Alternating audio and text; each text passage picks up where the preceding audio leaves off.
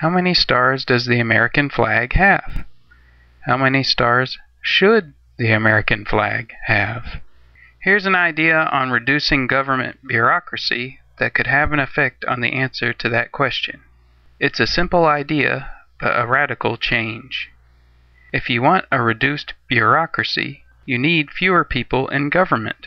And I can't think of a better way to reduce the number of people in government than to reduce the number of states in the Union. Let's say, instead of the 50 states we currently have, we consolidate those territories into only 5 states instead. What effect would it have?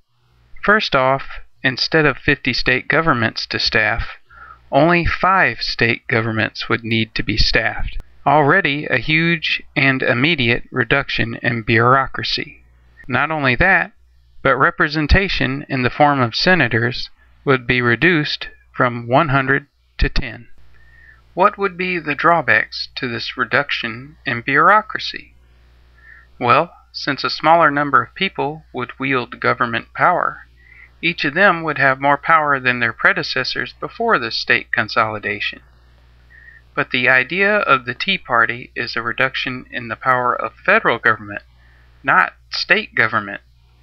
State governments would be much stronger as the result of a consolidation, and better able to stand up against any potential federal government tyranny.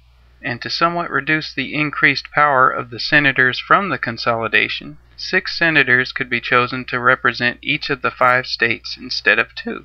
That would leave the country with 30 senators instead of 100, which still increases their power, but greatly reduces the number of people on the congressional payroll. So while federal power will increase, it will increase only slightly compared to a very large increase in state power.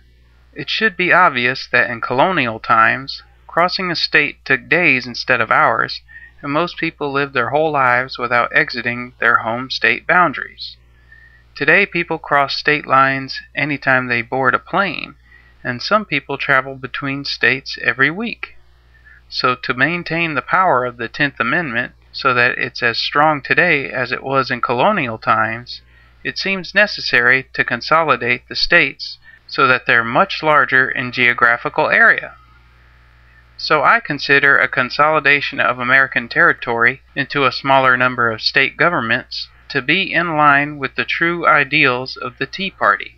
Perhaps 5 states is too small and 10 is better, but I think it would be interesting to see individual states as large as the Louisiana Purchase or the Mexican Cession in the 1840s.